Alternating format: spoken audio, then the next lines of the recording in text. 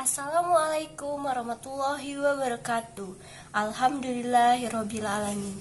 Segala puji syukur atas nikmat dan karunia yang diberi Allah Subhanahu wa taala, serta salam dan salawat kepada Rasulullah dan sahabatnya.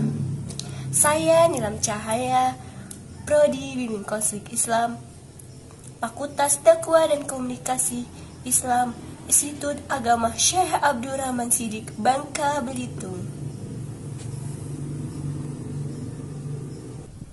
Baiklah, pada video kali ini saya akan menjelaskan tentang Pancasila bagi masyarakat Indonesia, generasi 4.0 terhadap sistem demokrasi masa kini.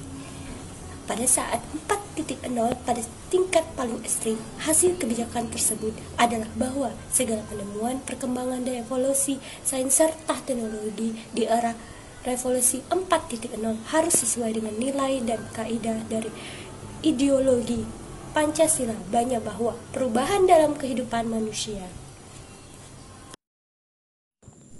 Dapat dijelaskan bahwa di masa generasi milenial pada era 4.0 dapat membumikan Pancasila di masa saat ini, yaitu pada diri kita sendiri dan dari hal terkecil hingga hal terbesar, misalnya memanfaatkan sosial media sebagai alat penghubung ke seluruh dunia dan akan mengetahui perkembangan di berbagai bidang, antara lain politik, ekonomi, sosial, budaya, pertahanan dan keamanan, serta aspek hak asasi manusia. Nah, dari kesimpulan yang di atas, yaitu Pancasila harus diterapkan ke dalam norma dan praktik kehidupan berbangsa dan bernegara dengan menjaga konsistensi, relevansi, dan kontekstualisasinya. Sedangkan perubahan dan pembaruan yang bersinambung terjadi apabila ada dinamika internal dan penerapan terhadap nilai-nilai asing yang relevan untuk mengembangkan dan menggayakan ideologi Pancasila.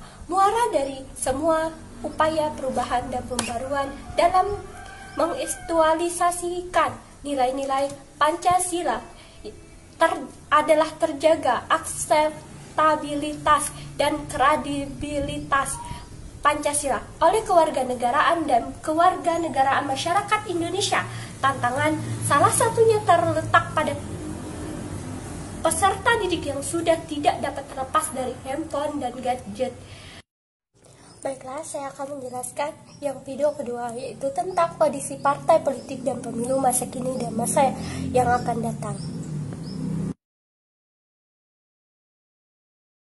Partai politik. Pelembagaan partai politik adalah terpola atau sistemik, sehingga terbentuk suatu budaya politik yang mendukung prinsip-prinsip dasar sistem demokrasi, mempengaruhi kapasitas sistem untuk membentuk saluran-saluran kelembagaan yang diperlukan guna menampung partisipasi politik. Sistem kepartaian dibagi menjadi dua. Pertama, melancarkan partisipasi politik melalui jalur partai sehingga dapat mengalihkan segala bentuk aktivitas politik, anomik, dan kekerasan.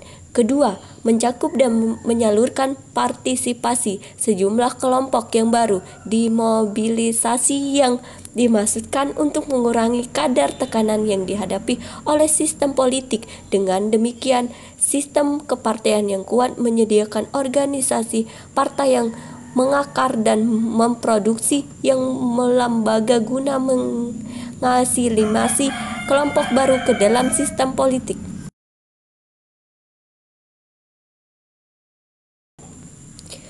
Pemilu perlu dilakukan upaya untuk lebih meningkatkan fungsi perencanaan, pelaksanaan, pengawasan, dan evaluasi penyelenggaraan pemilu.